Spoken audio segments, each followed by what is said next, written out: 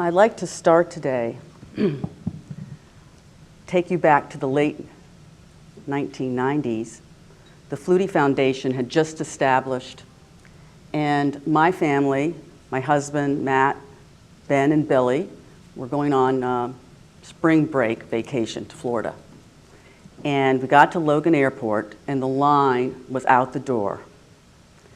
And Billy at the time, both of my children were in their 8, 9, that age. And I got this knot in my stomach. And I said to Matt, I said, he will never be able to stay in this line. It's too long.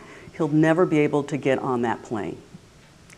And we were just sort of bewildering. I said, look, I'm going to go over and talk to this guy who looked like he was an official Logan person. And so I went over and I said, I have a son and he has autism and he has trouble with waiting in lines.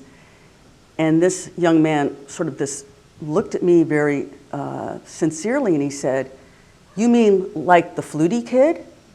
And I said, yeah, like the Flutie kid. And so he said, come with me. So our entire family were escorted through the line in prompt fashion. And so for on behalf of all those families in the late 90s, when there weren't many resources and it was very difficult to talk publicly about your child with autism, I want to thank them very much for the moral support that they gave us during that time period.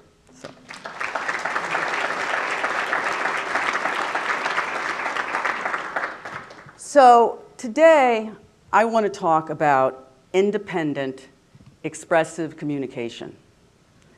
And I have 4 beliefs that I'm going to expand on, hopefully today, that you will see. My first belief is that all behaviors are communication acts. All of them.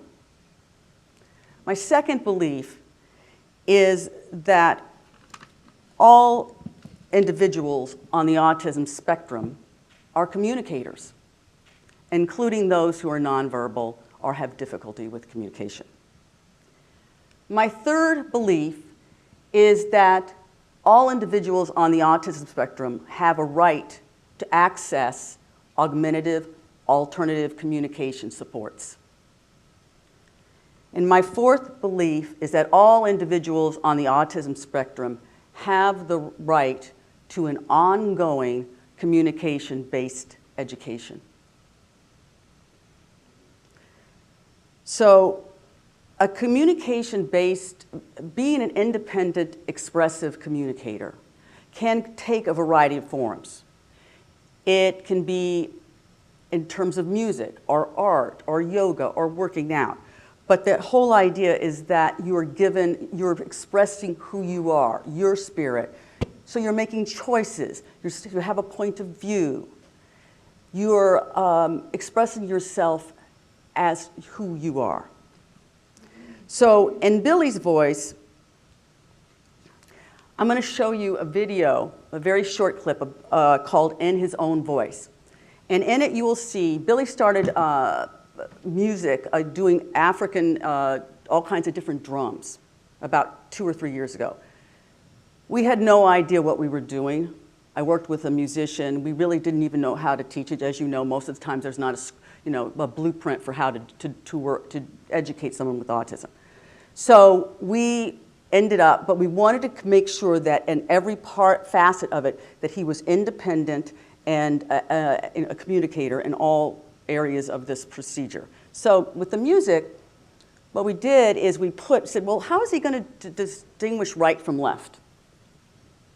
He didn't know right from left. So, and there's multiple drums. So we put a right yoga glove on his right hand.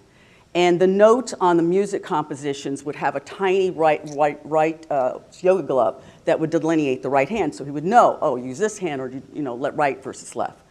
We went from a color-coded system to changing it to European notation.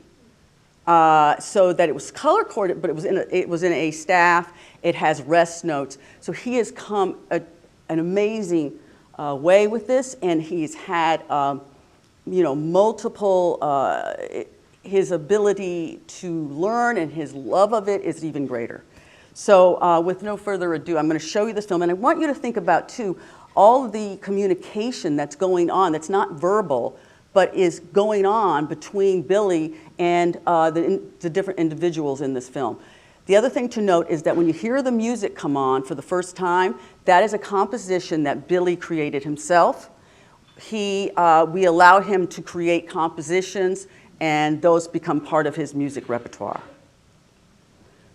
So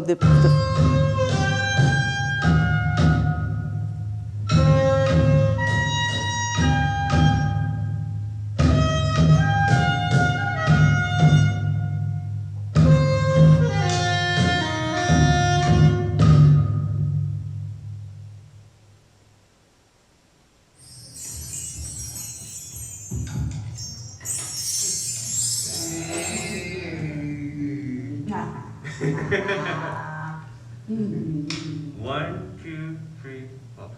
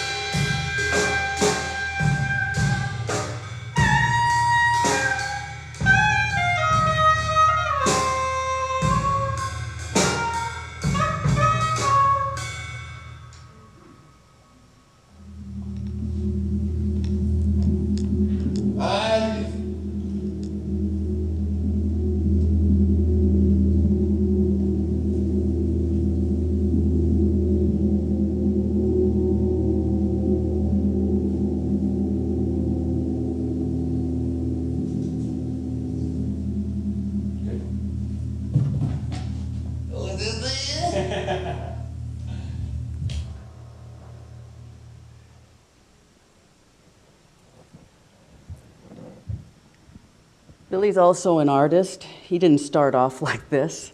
He actually started, when you're little, and if you have autism, there are no art programs. So when Billy got sick at the age of 16 or so, and he had to leave school, he basically couldn't do anything. And so if he got up out of his bed, I would try to create something where he could put some paint on a canvas. He's 27 today, he just turned 27. And he's much better. But this is what he's doing now. And I knew that I couldn't take Billy to the museums, but I could bring the art to him. So I would show him photographs from National Geographic, or a Van Gogh, or a piece of sculpture, to be an inspiration. So I just want to briefly show you these, because this is another way that Billy expresses himself as a nonverbal communicator. So this is a Vogue, and looked at that. Go on from there, yeah. This is a photograph from National Geographic of an older woman, and that's Billy's rendition. This is a glass sculpture. I forget the name of it. Thank you. And this is Billy's rendition of it. This is we call a WMM original, and this was done last winter. This is, I think, a painting, and this is what he created from looking at that. This is a Georgia O'Keeffe, and this is what Billy created. This is the abstract artist, and then on the left are Billy's 4 pieces from that. And this is a Japanese artist, and Billy created these 4 kind of joyful paintings. And that's actually a map, I believe, of Madagascar, and this is Billy's rendition of it. And this is just a picture. I look for all kinds of things, you know. And this is just lights, sort of a swirling lights, and this is what he did with it. Photograph, National Geographic. And this was on the left-hand corner, your left-hand corner is what he was looking at, and this is what he created.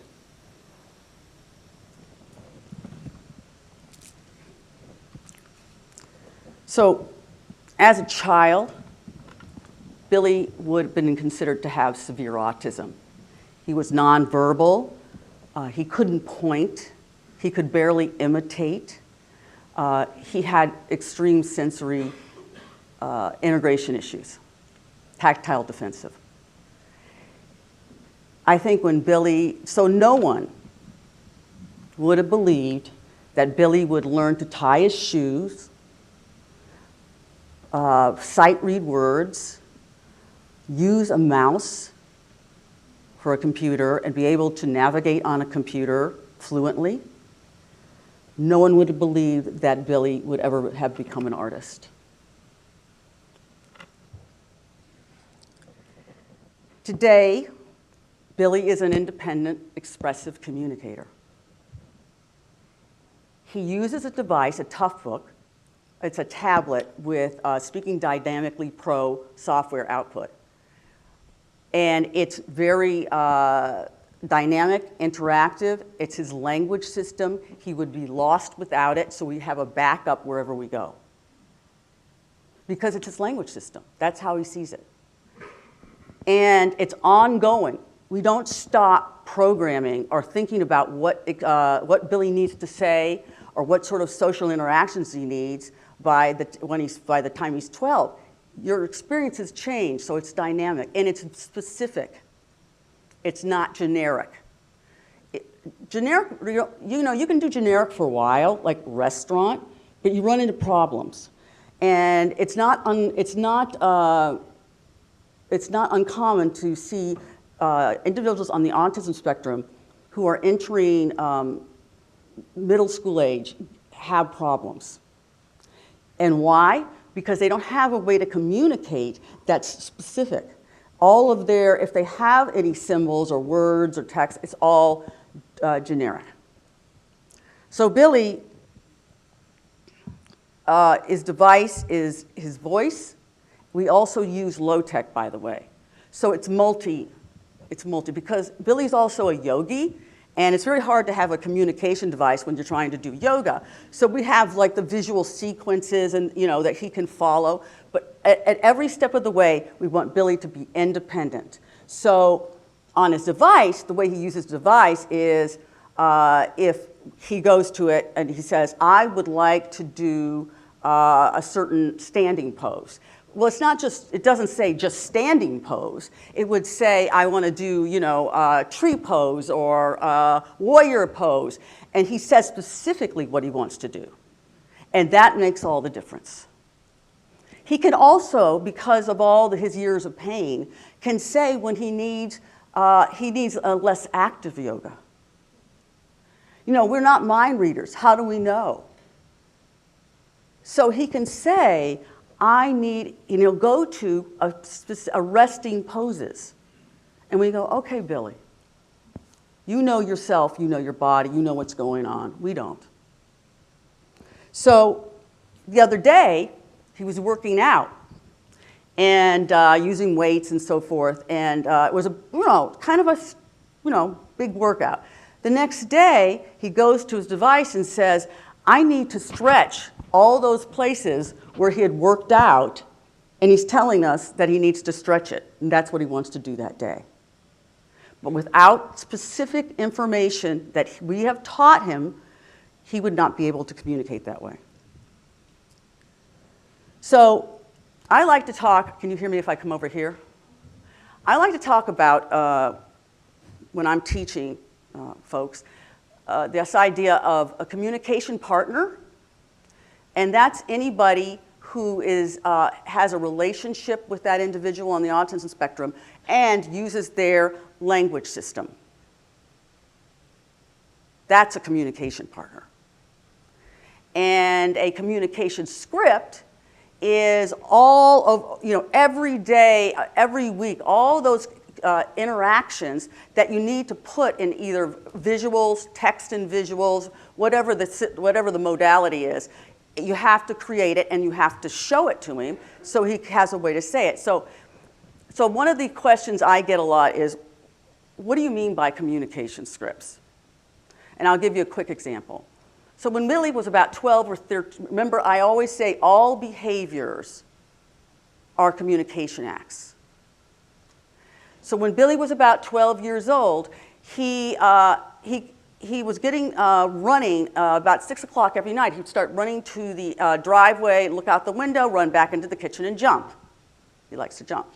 Then he would run back, he'd come back, and he'd grind his teeth. I was like, what is he doing? Why is he doing that? See, why is he doing that? What is he trying to communicate? And if you ask yourself that question, the answer will come. And what he was asking was, is Dad going to be home for dinner? As soon as I put that on a communication script and said, hey, so Billy has the question. No, by the way, on most communication devices, there aren't a lot of questions for folks to ask. It says, is Dad coming home for dinner? And then I could say, well, he'll be coming home after dinner. He has a meeting. Or he'll be coming home. He's on a business trip. He's going to exercise, and then he'll be home. So in the course of that, you're seeing this all on a static screen, and Billy can learn flexibility. He can learn that people have other things in their lives they're doing, and he can learn to tolerate that and be patient with that. And he can also get his question answered, and when we did that, the anxiety went away. That behavior was translated into a communication exchange that was more meaningful for all involved.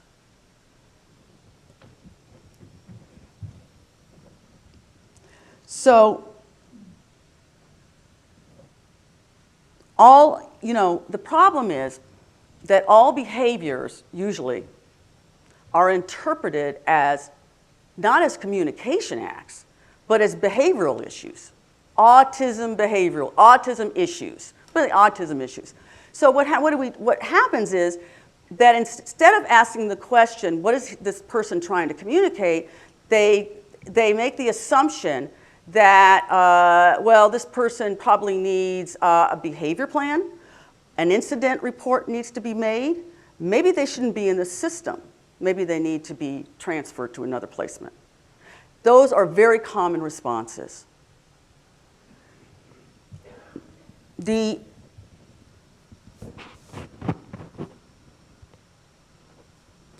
So let me talk a little bit about two people that goes on right now, Alex and Billy. Alex is a friend of Billy's from JFC, Jewish Family Services. And so Alex is verbal, Billy is nonverbal. But they both need access to augmentative and communication supports. So Alex and Billy do yoga together. And Alex was coming over to Voice Colors, that's my program. And, but no one had informed Alex that there was going to be a new driver taking him over there. There's something kind of crazy about why when someone has autism, we stop communicating with them. We communicate with everybody else, but we stop communicating with individuals with autism, and it happens all the time. So no one told him. So now he's stressing out, and he's getting more and more his anxiety, and he's starting to repeat things. Where's Holly? Where's Holly? Where's Holly? And no one, and people are trying to verbally help him out, right? Oh, it's going to be okay. Well, first of all, it's not okay, and second of all, the verbal is fleeting, and so he's not listening to you. He can't process what you're saying at that moment. So he gets to the driveway, and he's like, he's not going to make it to yoga. So sadly, they have to take him back. And meanwhile, my son Billy's walking out and he says, you know, where's Alex, my buddy to do yoga with, who we looks forward to that. And so I communicated with Billy. We had to confirm, which is another thing. He wanted to confirm not only that his friend wasn't going to be there, but when would his friend be coming. And so the specifics about when he would be showing up, which was the way we do it, it's color-coded, and it says, next week 1 on Friday, Alex will be here for yoga. And he went over that, and he got through it. Alex, I said, the next time Alex shows up, he had to have a social story. Social story saying, you know, basically, look, Alex, this is your new driver, da-da-da, you're going to then, you know, next week you'll see Holly, etc. Holds the piece of paper in his hand. It's permanent. He can look at it. It's something he can refer to. It decreases his anxiety the next time he's successful. So even though they say about 25% of individuals on the autism spectrum are nonverbal, if you include those individuals who are have trouble with communication, or their anxiety goes up and then they really can't communicate, or they're low verbal, you're probably talking about 50% of the population.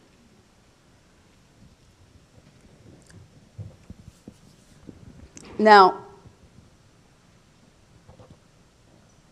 I'd like to tell you a story about marching ants, which is from the book. So Billy is in a circle time. You know, remember the circle time? And he is about 8 or 9. And I have said, I believe that Billy has a right to an ongoing communication-based education. So he has a device. It's not like a computer yet, because they haven't come out with those yet at this point in time. But it's a dedicated device, which means it has a certain amount of memory. And he's in circle time, and I had bought him this little desk with a tablet so he could put it there. And I said, and so he has not yet demonstrated that he actually can use this. Okay? So I tell the teachers, look, I just want you to model it, show it to him, model it, let's see where this goes. So his friend Arthur, who is verbal, says, I would like the song Marching Ants. Now, Arthur asked that for the song Marching Ants 365 days of the week. And so Billy's sitting straight ahead, and he doesn't look at Arthur, he just looks straight ahead. And all of a sudden, he navigates to another page, presses the button that says, with voice output says, I don't like this, goes back and stares straight ahead. The teacher's jaw dropped. And, you know, it was a total game changer, because now we had data, right? And Billy was a communicator, even though I always thought of him as a communicator anyway. But now, you know, the game has changed. So people have a right to access alternative augmentative communication. And the bar is too low for individuals with autism who are trying to learn how to communicate. In most classrooms today, you will not see literacy-based education for individuals who are nonverbal. And if you do, it's very random and not systematic, and not throughout their entire life. Okay? So, marching ants. Now, another story I have is about the Burger King question. Now Billy's in high school age. He's 17, 18. Just at the beginning of getting sick. And by the way, his medical issues are all medical issues associated with autism spectrum disorder. We could never have anticipated this, by the way, when he was littler. So we have to go and tell Billy that in the kitchen with his device, we talked to him via his device, that's his language system, and we said, listen, Billy, you have to have a colonoscopy. And you got to see Dr. B, and you're going to Mass General, and we're going to try and help you feel, less pain. And he sits there with his device, and he is he's almost crying. He's doesn't want to do this. He's in pain. And so we wait with him. He doesn't respond right away. And so we wait because that's his language system. We're so busy, the rest of us so busy with, if we don't get an answer right away to something, we're on to the next thing.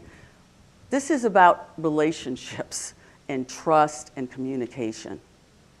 And so we wait, and what I call Billy time.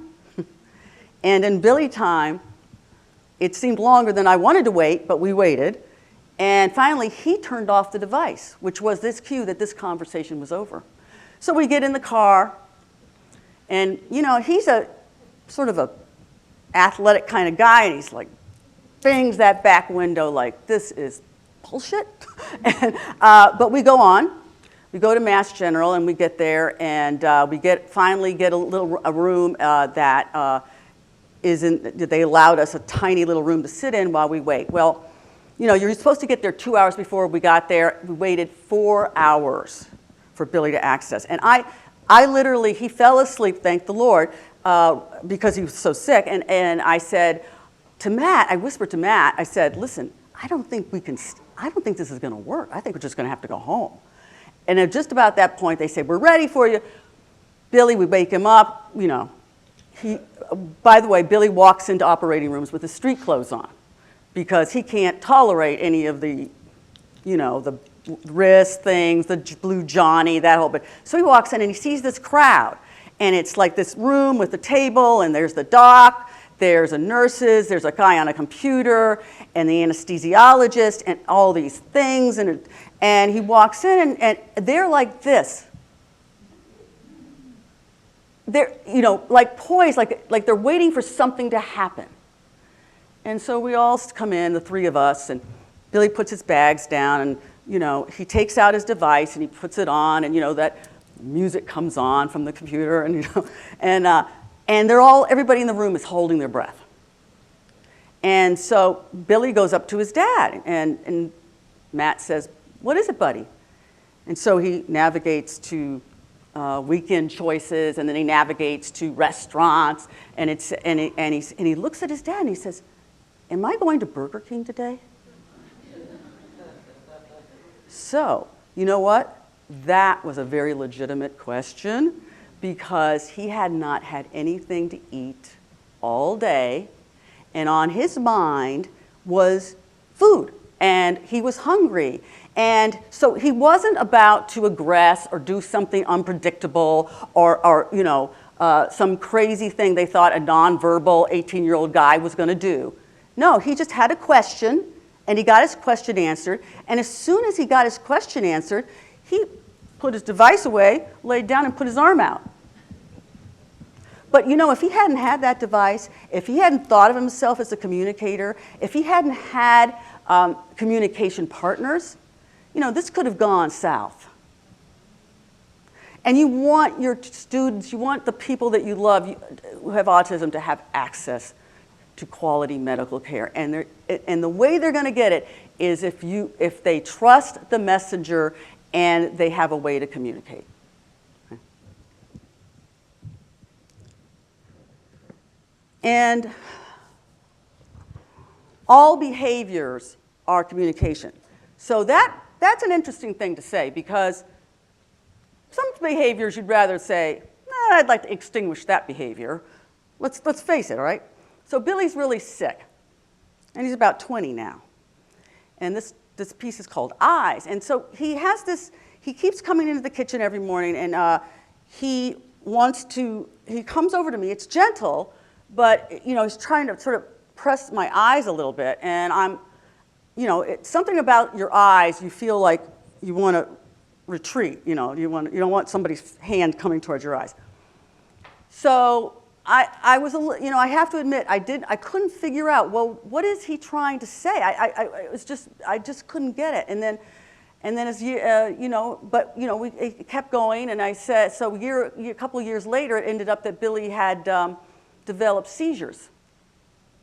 And my guess is that he was probably having some sort of headaches or aura or disorientation, and he often, like sometimes people on the spectrum they don't use their own body to communicate, they actually use your body to communicate, and I think he was trying to say, my eyes, and I actually didn't get it at the time. So it's so important to keep asking the question, what is he trying to communicate? What is he trying to communicate?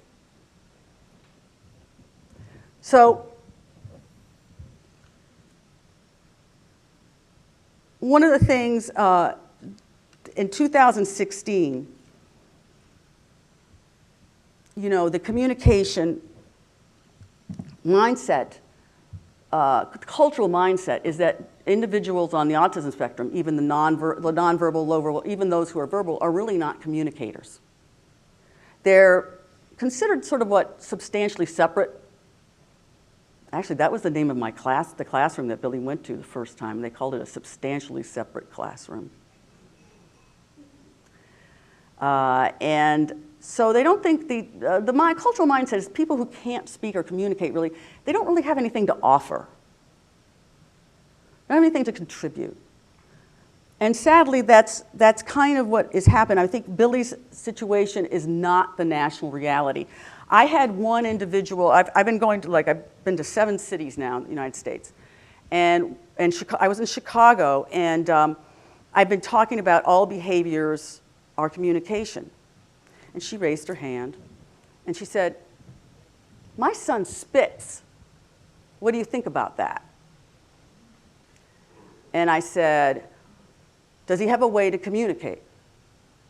He said, well, yeah, he's got a device, but they don't use it because they're afraid something's going to happen to it, so it's up on the shelf. Have you heard that before? And I said, well, if I didn't have a way to communicate, I think I'd spit too. Because I'm mad. I'm angry. And then she made it even better. She said, well, there's particular individuals too. And I said, well, those are probably the people who are really withholding his ability to communicate. So, being expressive communicators who are grounded in social relationships is paramount to all human beings. For 26 years, I have witnessed Billy falter, fail, try again, and ultimately succeed in becoming an independent, expressive communicator. And in particular, when he became ill, I witnessed an individual who exhibited courage, compassion, remorse, grief, in textured, nuanced ways that I found, frankly, incredible. But I don't think that Billy would have ever been able to completely recover or heal if he hadn't thought of himself as a communicator and had a way to communicate.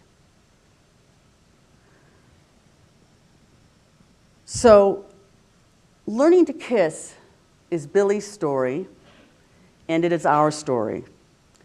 Each day as human beings, we learn to connect and reconnect by our 5 senses. No one wants to be rendered mute. We all want what Billy wants, the opportunity to receive and express the kiss. Thank you for your time.